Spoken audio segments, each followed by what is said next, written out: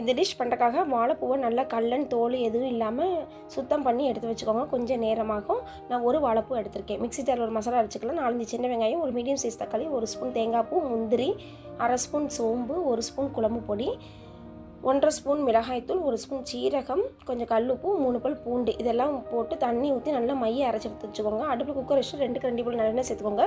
கடுகு, உளுந்தம்பருப்பு, கருவேப்பிலை, சின்ன வெங்காயம் போட்டு தாளிச்சிட்டு நம்ம அரைச்சி வச்ச மசால், மிக்ஸி கழுவின தண்ணி எல்லாம் ஊற்றிட்டு 2 கரண்டி போல் புளி தண்ணியும் சேர்த்துக்கோங்க. நம்ம சுத்தம் பண்ணி எடுத்து வச்சுக்கிற வாழைப்பூ அதையும் சேர்த்துட்டு கொஞ்சமாக தேங்காய் பால் இருந்தால் ஊற்றிக்கோங்க.